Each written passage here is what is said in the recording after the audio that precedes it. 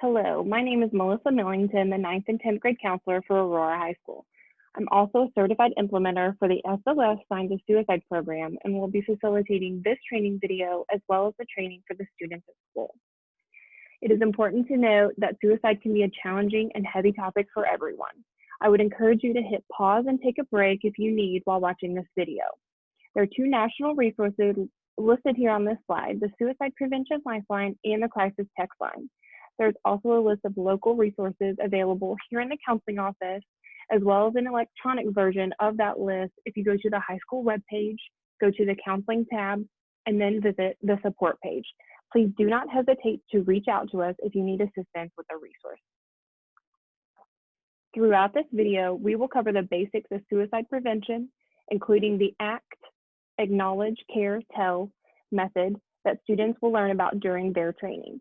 We will discuss what parents can do if their child is exhibiting concerning behaviors, as well as some coping skills that parents can practice with their student at home. Parents and guardians are well positioned to watch for warning signs in their own child as well as their child's friends. It is important to remember that feeling depressed and/or suicidal is not a character flaw. Instead, depression is a serious mental health condition that is treatable. When a child is thinking about suicide, that doesn't mean that they want to die. What they want is to solve the problem of the intense emotional pain and the hopelessness that they are experiencing. This graph shows the top 2 leading causes of death for teens. Unfortunately, over the past 20 years, youth suicide rates have increased to become the second leading cause of death for middle and high school students. During this time, youth car accident deaths have dramatically decreased. Take a moment to think about the steps we've taken as a society to prevent car accident deaths. Speed limits, seat belts, driver's education, and airbags are all safety measures that we have put in place which have helped to decrease death by car accidents. If we can prevent car accident deaths by implementing these safety measures, think about the impact that we could make as trusted adults, parents, teachers, and school staff together to prevent suicide by implementing mental health safety measures such as this training, open communication, and encouraging students to act. This cube shows the complex mix of factors that could lead someone to think about suicide. The majority of people who die by suicide do have a mental health disorder, most commonly depression. These mental health conditions are treatable, but many kids struggle without getting help. When depression goes untreated, a young person may begin to feel so hopeless that they consider suicide. Depression can be hard to see. It doesn't always look like a sad mood. Talk to your child's doctor or your school's counseling staff if you are concerned.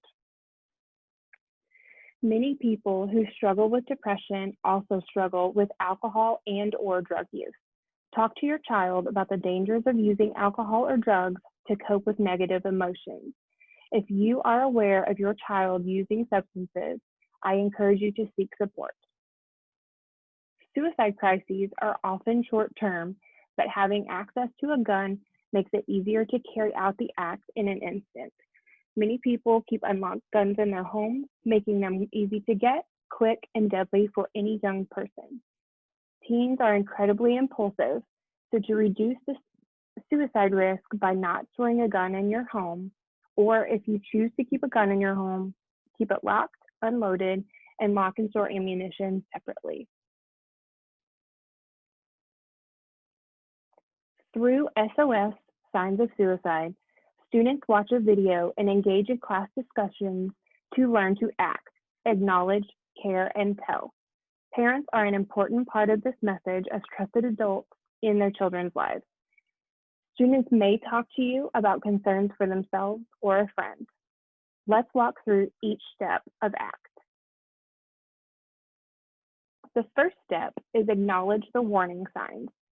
The warning signs you see on the screen are the signs that students are learning to identify through video and discussion in the classroom. It is important for parents to know and be able to recognize these signs as well. Students are learning about the power of listening to their friends and showing that they care. During the SOS training program, students are encouraged to practice active listening when they are concerned about their friends. Students can use a few simple phrases to show they care, and then they just listen. But the next step is the most important. SOS encourages students to reach out and tell a trusted adult. During the training, we are encouraging students to think about the adults in school and out of school that they can turn to in times of distress. After SOS, your child may want to talk to you about themselves or a friend. You could also be a trusted adult to your child's friends as well. If a child is concerned about a friend, parents should listen to their child's concerns and encourage them to seek help. Contact their friends' parents directly and share your child's concerns. Contact school mental health staff and administration so they can support the child and the family. If you're concerned about a child's immediate safety, always call 911. Reassure your child that they did the right thing by telling you. Both of you can work together to help save a life. Talking about suicide or suicidal thoughts is a difficult conversation for all of us.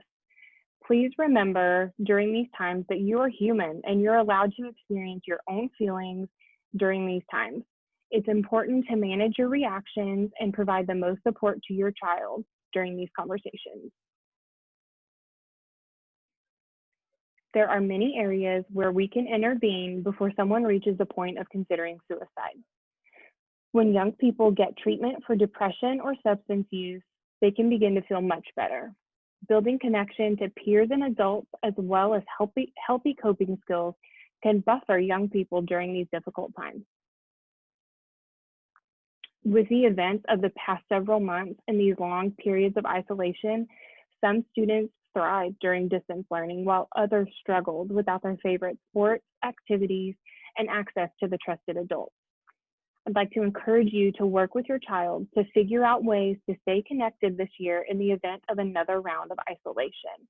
And please remember that even if we're not in person in school, the counseling office here at Aurora High School is still available to help. So please reach out via email or give us a call if you ever need anything.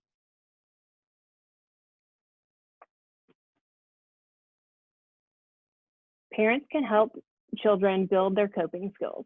Take a few minutes to think about what your teen's favorite ways of feeling better may be. Maybe they journal and write down what they're thankful for and what they love and what they're enjoying. Maybe they listen to music. Maybe they exercise and go for runs. Whatever it may be that helps your child feel better, talk to them about that and help them build a list of their appropriate coping skills. A key component to suicide prevention is to have open conversations about mental health.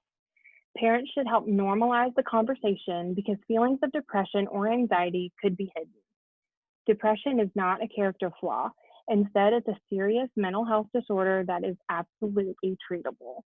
Asking open-ended questions, being available for conversations, and not rushing to solve your child's problems are some tips to remember when fostering communication with your child regarding mental health.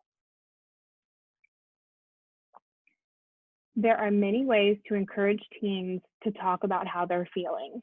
The tips on your screen are great places to start, but sometimes it's just a, hey, how are you really doing? That is needed to start these conversations. If you would like to learn more about the SOS Signs of Suicide program your child will participate in, you can visit sossignsofsuicide.org/parent. When you access this page, you can watch clips of the student videos, read more about youth suicide, and take a mental health screening on behalf of your child. This anonymous screening allows you to check in on your child's mental health while previewing the screening your child could complete in school. To summarize, to help your child save a life, you need to act. Acknowledge that you're seeing signs of suicide in your child or your child's friend. Show your child or their friend that you care and tell a professional. Reach out to us in the counseling office if you have concerns for your child or your child's friend, or contact any of the resources listed in the Aurora Community Resource List. Again, you can access that list by requesting a paper copy in the counseling office or by visiting the Aurora High School website, go to counseling, and then select support. Parents play an important role in youth suicide prevention.